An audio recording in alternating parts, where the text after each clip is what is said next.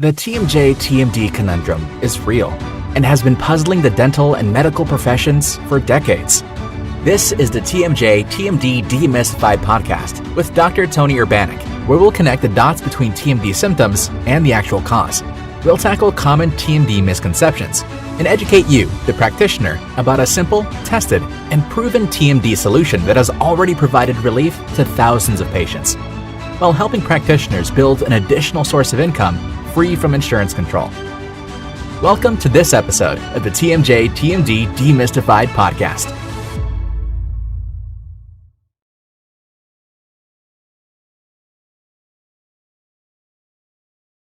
Welcome, TMD warriors. We are gathered here for the next episode of TMD Demystified. I am Tony Urbanic, and welcome to this episode. Today's episode is entitled TMD is the kingpin that will integrate dentistry and medicine. So let me explain. First, we need to define what a kingpin is. But TMD is the kingpin that will coordinate and integrate dentistry and medicine, as I see it, and as it's going to roll out in the future.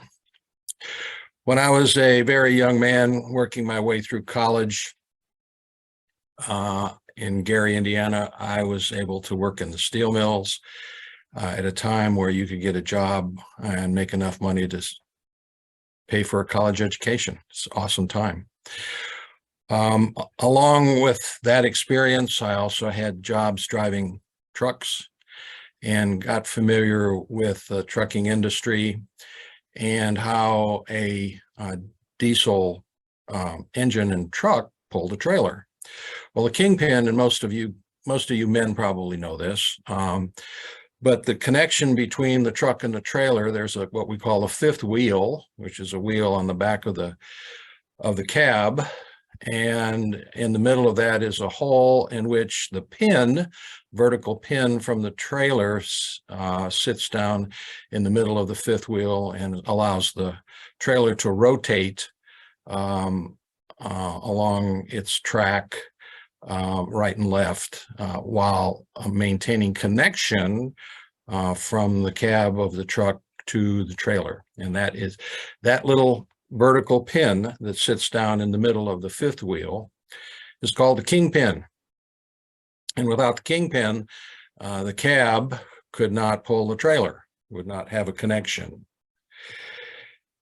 And as this has rolled out in the past 10 years, in my viewpoint and in my experience, TMD is actually what is going to and actually connects currently, it just isn't well known, the profession of dentistry to the profession of medicine. And being both a medical doctor and a dental doctor, and I walk both rails, and I see the difference between those two professions and the similarity between those two professions. And there is a lot of difference, especially in the training culture between those two professions, dentistry and medicine. And there's a lot to say about the culture between those two, and I'm not going to go into that today and waste your time at this point in time. I might make an episode on that later. It would be a good episode to talk about the culture of dentistry and the culture of medicine. They frankly are quite different. But my experience tells me that they are coming closer and closer together as and become more integrated because of the technology changes in both of those professions. Again, that is a topic for a whole different episode. But TMD, definition of that diagnosis, because it does explain, TMD explains a whole raft of medical diagnoses that have before been misdiagnosed as something else within the medical community, within the medical profession. And we'll go over those in a minute. But as it becomes more common to understand TMD and how inflammation within the temporomandibular joint creates all of the symptoms associated with TMD. A lot of them well known, several of them not well known. But as that information becomes more widely accepted and understood, it is going to literally connect the two professions, medicine and dentistry, very well. And over a period of time, it is going to draw other aspects of dentistry toward the concept and the culture of medicine.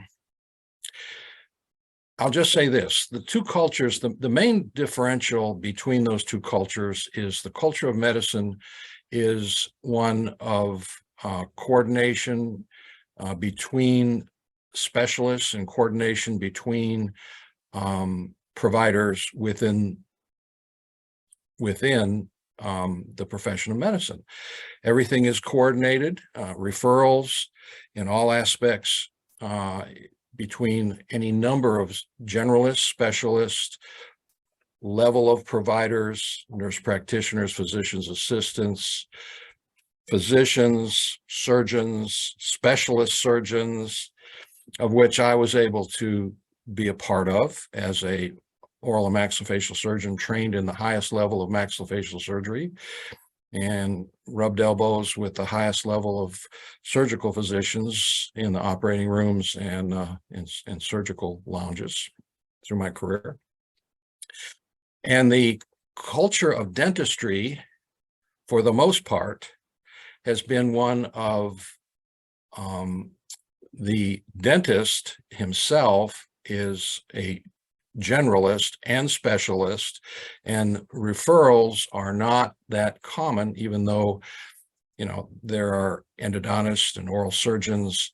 For the most part, actually, even today, the culture of dentistry is leaning more toward the general dentist being capable and doing all of the services rather than referrals to specialists. And then you tack on the concept of anesthesia for dentistry, and the same applies, not sleep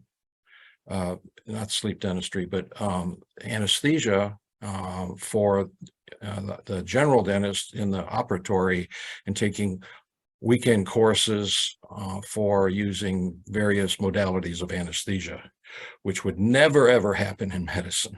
Just not acceptable in that culture.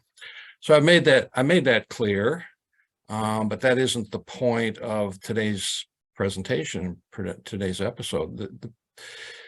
The concept is that the diagnosis of TMD actually is, I believe, the kingpin that is going to make it very obvious that there are technical,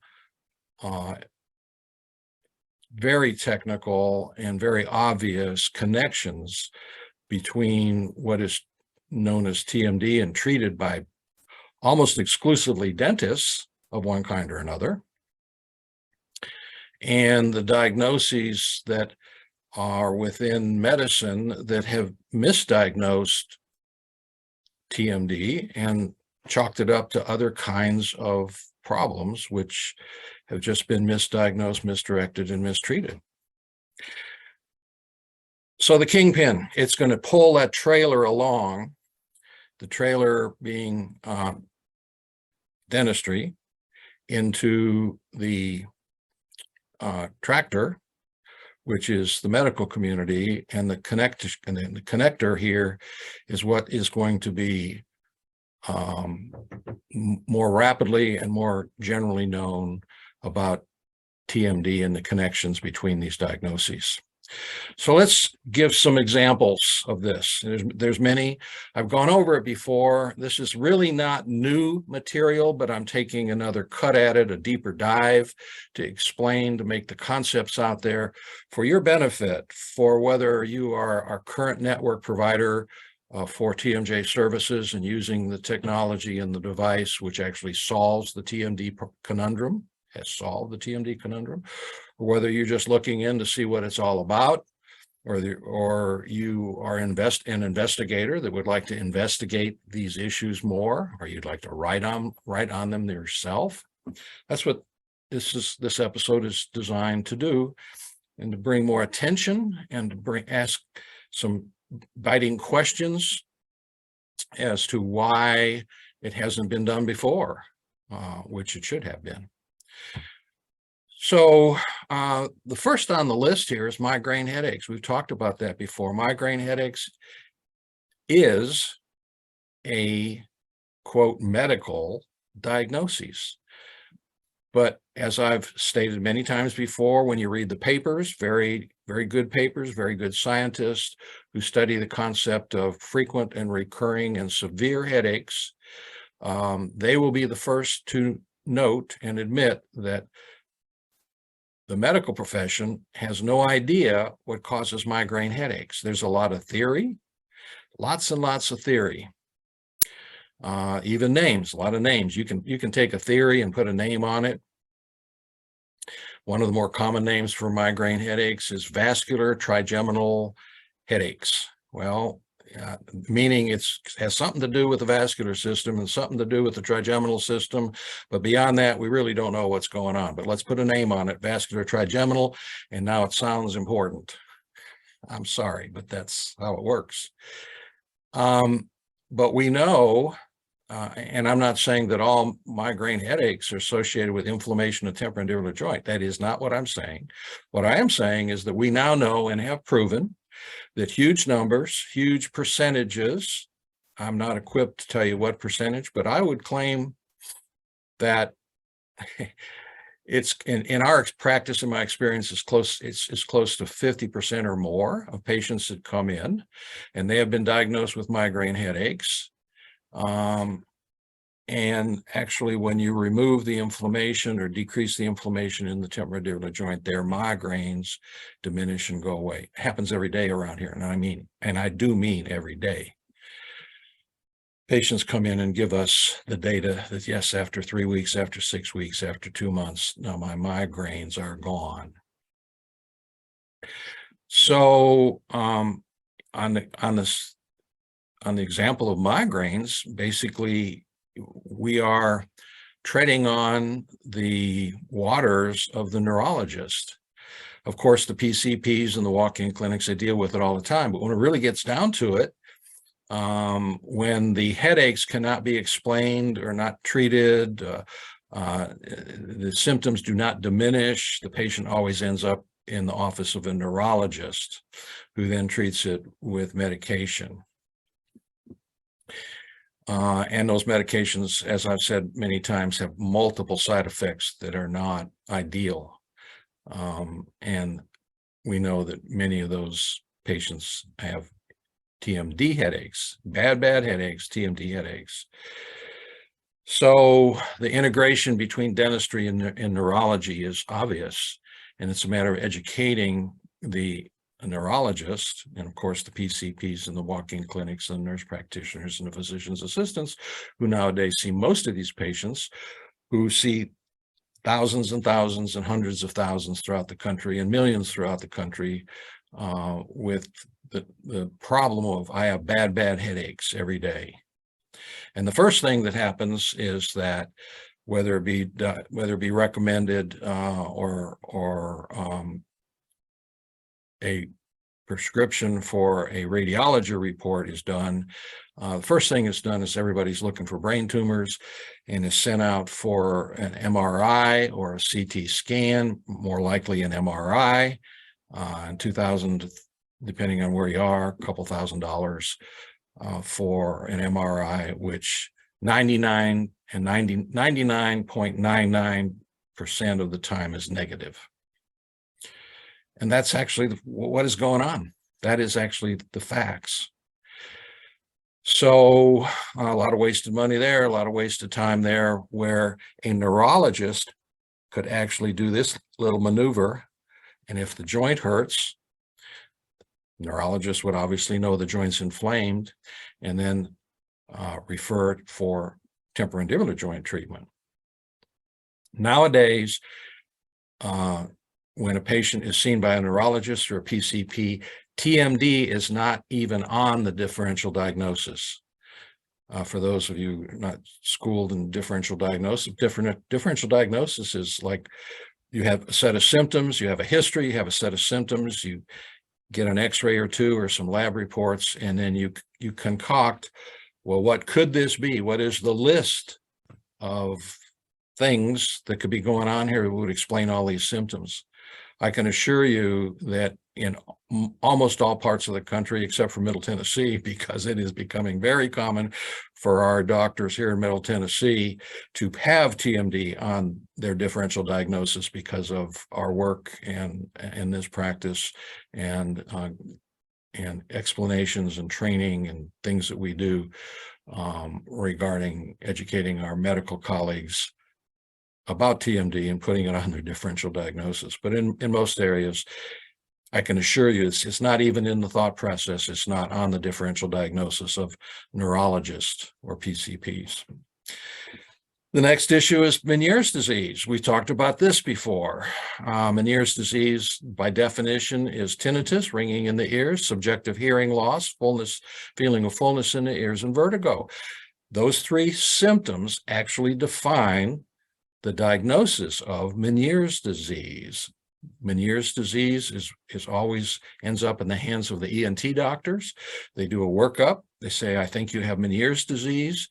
And then the patient says, well, what can we do about this? And the ENT doctor says, we don't understand Meniere's disease. We don't have a treatment for Meniere's disease. That is fact. Again, except in Middle Tennessee or parts of Middle Tennessee, because we don't have full understanding yet.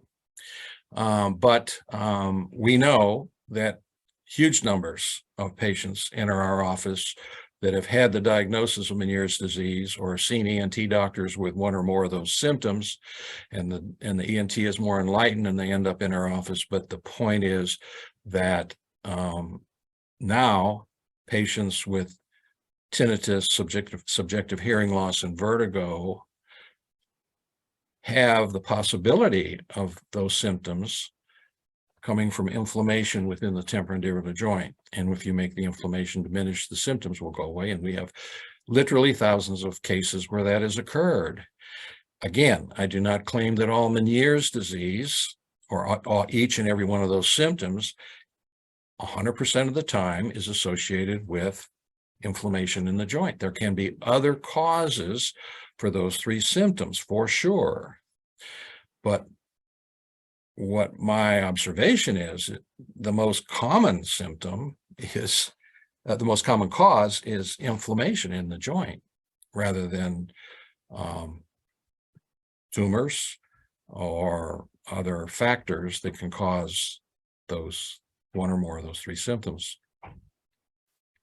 Next on the list is constant earaches. Now, constant earaches obviously is well known, well established, going back to childhood. I don't claim all constant earaches is related to inflammation within the temporomandibular joint. You can have problems with the eustachian tube and infections for sure, but we just see a boatload of patients who have struggled for years going back and forth between immediate care clinics, walk-in clinics, nurse practitioners, PCPs, ENTs, and say, I have ear pain, it hurts.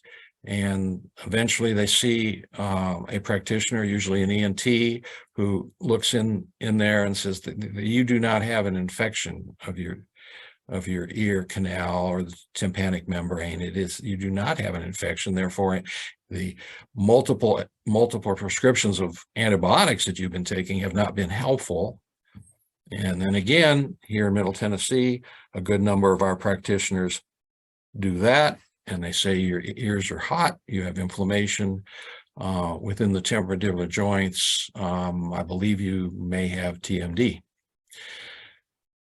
So you can see how this is beginning to integrate between medicine and dentistry. And it's all about educating our medical colleagues, hopefully going all the way back into medical school. We're not even close to there yet. But integrating the concepts between dentistry and medicine. Inflammation is a concept, general concept in pathology, pathological concept, that doesn't differentiate between how it operates between dentistry and medicine. Inflammation is inflammation, and we all learned it in dental school, somewhere in multiple points or stages in our basic science education within the first 2 years, and as our medical colleagues have done also. Next on the list would be neck pain, which is the second most common symptom of TMD is neck pain. First most common symptom is headache, frequent or recurring bad headaches. Second is frequent or recurring neck pain, upper neck pain, upper shoulder pain. And we can even talk about the shoulders themselves. It's very common. This whole area tightens up. We've explained that multiple times, how the pathology works with inflammation in the joint, sending signals to tighten up so that you don't move. First the jaw, then the whole neck, upper shoulder girdle, and you start getting neck and shoulder pain. Second most common symptom of TMD. And that is treated by our neurosurgeons and our orthopedic surgeons. If you have constant and recurring, unrelenting complaints in those areas, sooner or later, whether you go to a immediate care clinic or you go to your PCP, seen by a nurse practitioner or a physician's assistant, you're going to end up in the hands of a neurosurgeon or an orthopedic surgeon to try to explain what's going on. And I can promise you they will get a series of very expensive x-rays looking for variations in the spine or a base of the skull, and they may or may not find something, and they may find something and treat it surgically or medically when the actual cause of those symptoms is inflammation within the temporomandibular joint. And getting to the point where the neurosurgeons and the orthopedic surgeons are enlightened to put the TMD problem on their differential diagnosis. It's just a matter of listing that one concept, TMD, on their differential diagnosis and actually seeing whether the joints are hot and whether they have some of those other symptoms that are well known with TMD. For example, patient comes in with bad shoulder pain and neck pain every morning. It should be common for the treating doctor, the provider, to say, well, do you also have headaches? Do you have ringing or fullness in your ears? Things like that, which would lead them more than on that differential diagnosis to looking more heavily at TMD and eventually finding out whether the joints themselves are hot, whether they're inflamed. And then finally, arm, hand, finger tingling and numbness.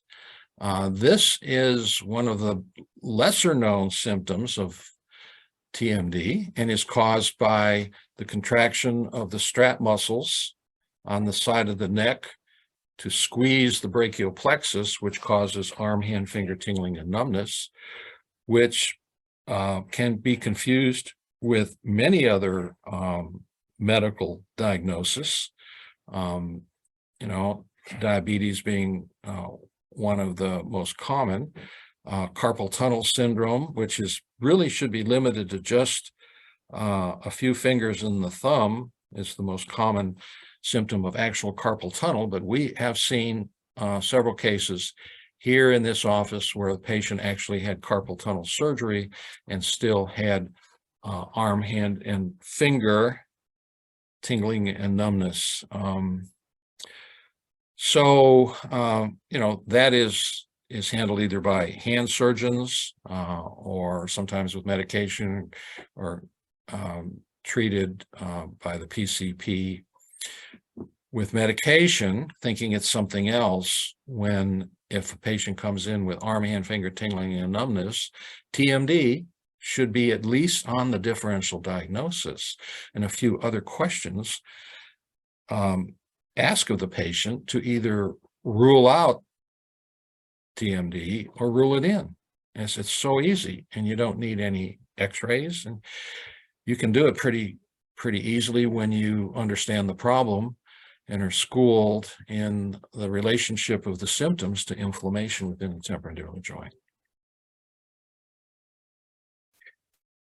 So hopefully you can see where TMD will actually is currently the kingpin that connects the medical profession to the dental profession. And in the future, I think you're going to see more and more of these concepts roll out where the dentist, and I've voiced my opinion many, many times on these episodes, I think that the days are over where dental training and the dentists themselves are educated and thought of as tooth mechanics, and are more trained along the lines of actually being the doctor and surgeon of the maxillofacial oral area, the entire oral area. But our young dentists need to be trained properly in the anatomy, physiology, and the relationships between the things that we see and are good at diagnosing within the oral cavity and external to the oral cavity in the maxillofacial area that connects the dentist to the medical profession directly.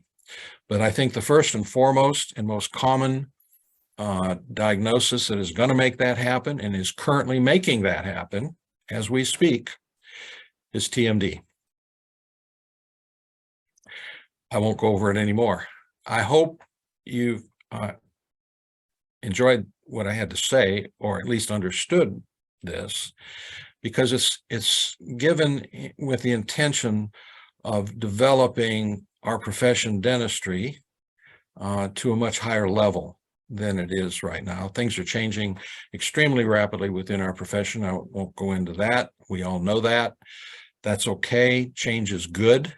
But it needs to be monitored and it needs to be understood as to how it's going so that it can be actually directed in a successful way rather than an unsuccessful way. And things have just changed helter-skelter. It can get off the rails.